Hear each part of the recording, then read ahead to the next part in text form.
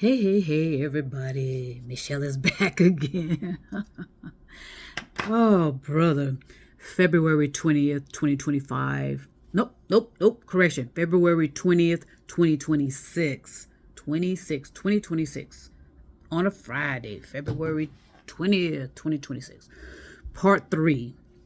Beacon or sending out an S.O.S. Baby. So,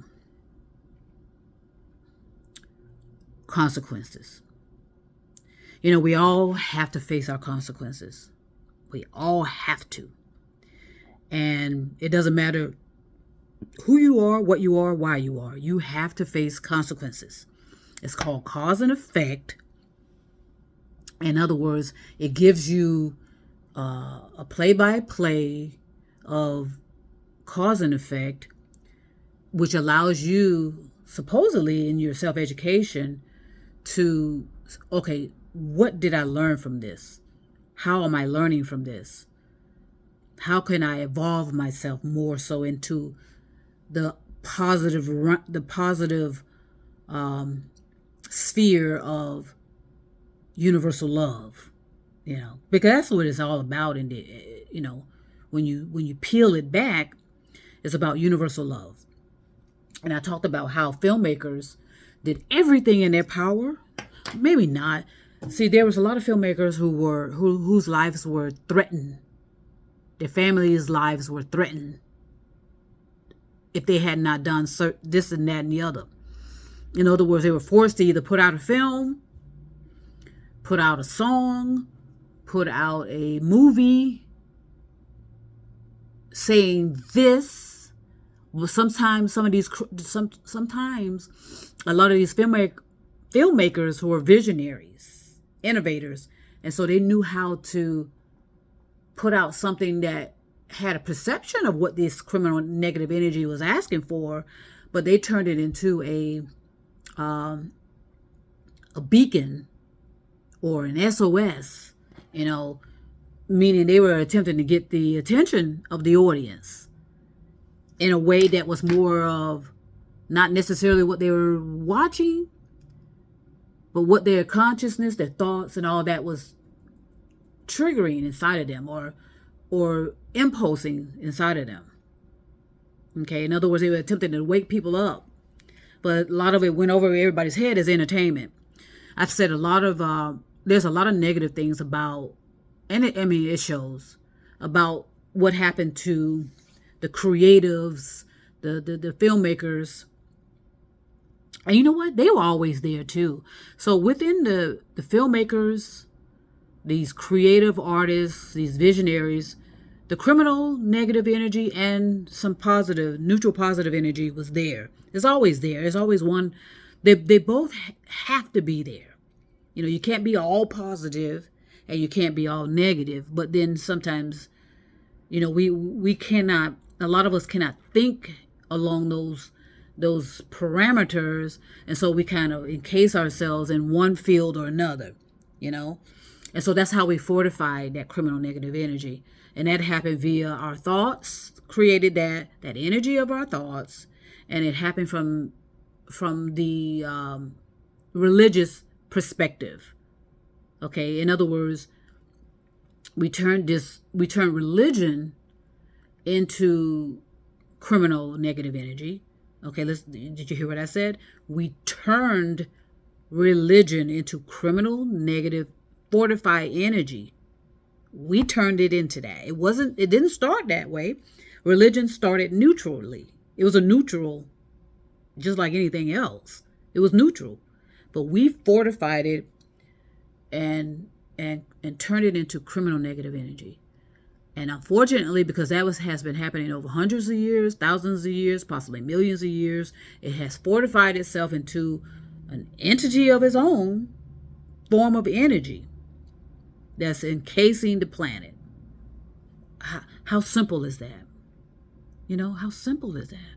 So, I'm doing these series of videos to respond to the criminal negative energy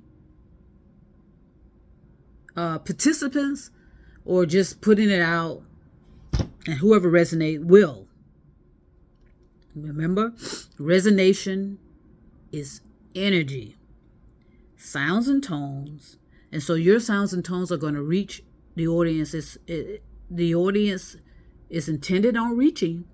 But if the audience is not thinking for themselves, it's going to go over their head. And they're going to see everything as entertainment. They're going to see everything as a threat. They're going to shadow ban people like myself and others. They're going to interfere in the algorithms and, blah, blah, blah, blah, blah, blah. Suppress, depress, isolate, as they're doing now. I don't get, I don't know what's going on the other side of the world. Do I need to be concerned? Yes. But what can I do about what's happening on the other side of the world? Well, remember what I talked about, the butterfly effect. I first said videos ago that I can care less about what's going on the other side of the world. Well, you know why I said that? Because I know what I'm doing. And I've said that from the beginning. I know what I am doing. Okay, the butterfly effect is a metaphor for a form of energy that is real. So my thoughts does affect what happens on the other side of the world. Surprise, surprise. All right. So I left with the second video, and this is the third one, I think, talking about the filmmakers and their attempt to reach all of us in metaphors, idioms, parables, over the course of hundreds of years, thousands of years, possibly millions of years. That's the only way you're going to reach people, actually. It literally is almost wasteful if people are not thinking for themselves. But there's so much, but we're so great at performing and lying to each other, ourselves. If you're not thinking for yourself, you're not going to discern properly. I mean, and you're going to make mistakes, and you're supposed to. You're going to miss opportunities, which you will. But so the criminal negative energy has been fortified. It's a part of our planet. It goes nowhere. Everywhere this planet goes, it goes with it. We can't escape it unless we get out of our soul system. Scientists, NASA, the military, all of them know that. So here we are facing each other. So I left off with, like I said, filmmakers attempting to reach us. I talked about the Blob. I talked about the movie Gaslighting. And I told you about certain people, certain icons of filmmakers, which I'll mention one, Hitchcock. Fantastic with metaphors. Fantastic. The Twilight Zone. Fantastic with metaphors. Fantastic. And those individuals attempted to reach all of us, whether it was good, bad, or ugly. Who knows what their message was, unless you sat down and said, hey, what did you mean by the Blob?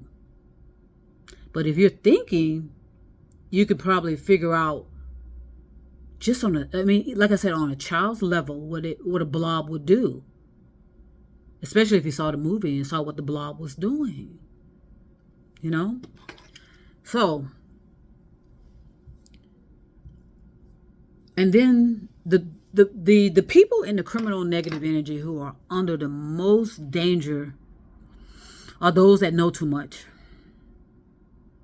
They know too much, and even though they have been hypnotized, even though they have been drugged, even though all of these factors have been done to them, they still know too much. And that can be due to the power of their thoughts. Even though they're in that, so listen to me very carefully. Even though you're in that encasement of criminal negative energy, you still have developed your consciousness, your psyche over time to recognize certain things. And so, and develop yourself. So, in other words, some people in their adolescence were able to create a certain level of abilities to courageously be able to walk into danger, but not be bothered by it. You know, they walk in there. They used to call them, well, some people call them whistleblowers. God, that just doesn't describe it at all.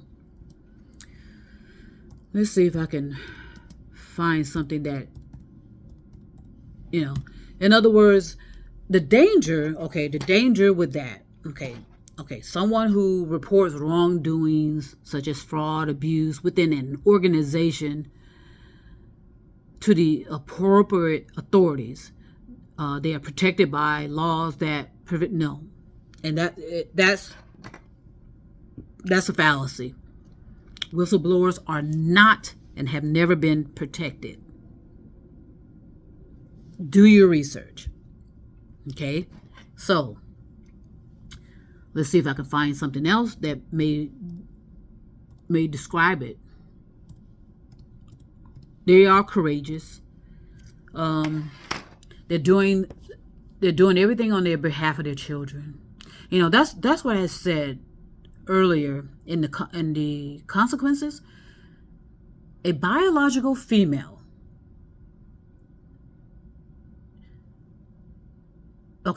A biological man, regardless of how he identifies, has no idea what it means to be a biological female, especially if that biological female, gave birth to children, descendants, children.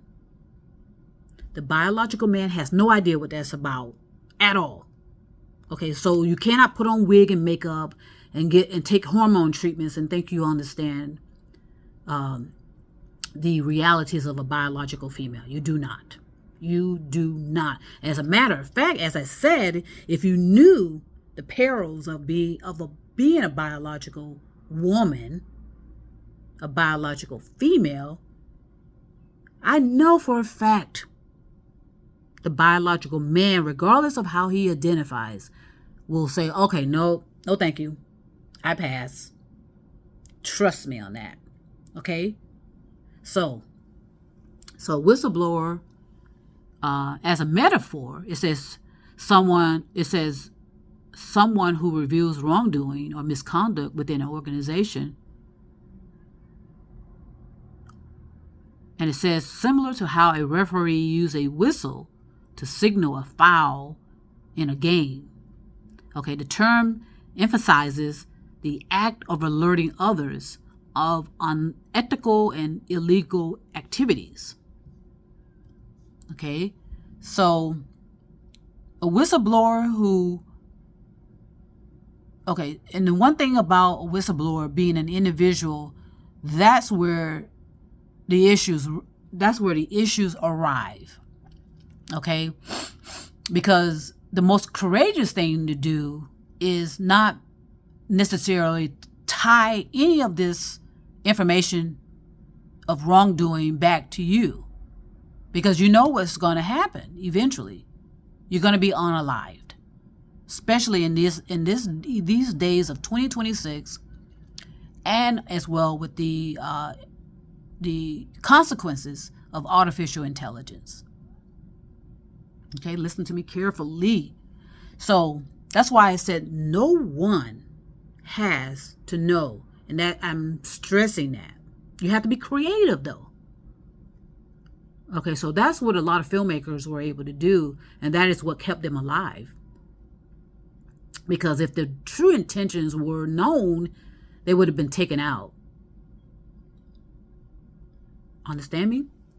So take away the whistleblower as an individual, okay, and take it and make that irrelevant, okay, and figure out how to reveal information about wrongdoing within an organization or an administration,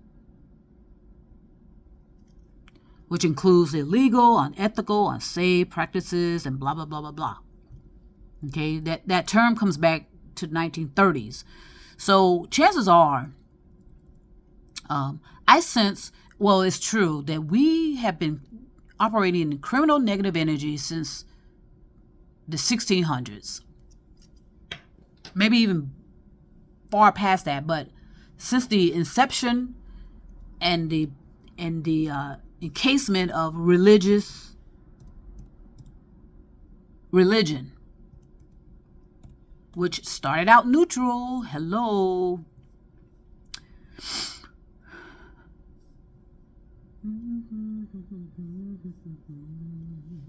Let's see, when did it start? Definition. Yeah, I'm just going by what's on the computer here, whether it's true or not. Yeah, I would say, oh gosh, let's see if our friends here with artificial intelligence can help. And they are just going on what is printed, but that ain't gonna last.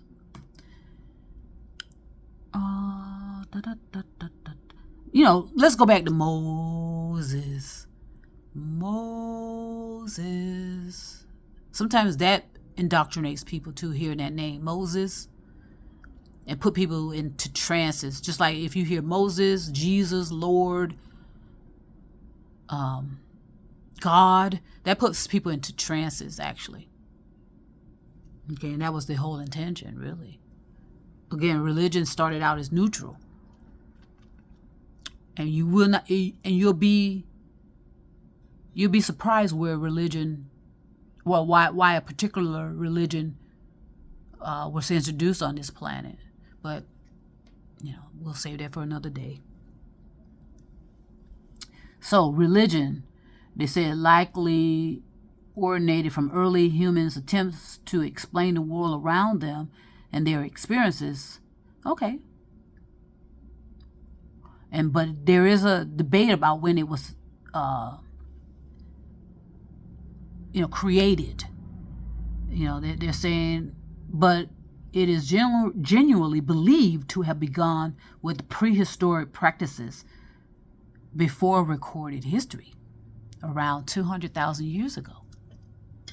So Moses, that sends people into a trance when I mention that name, and which was an actual genuine human being, by the way.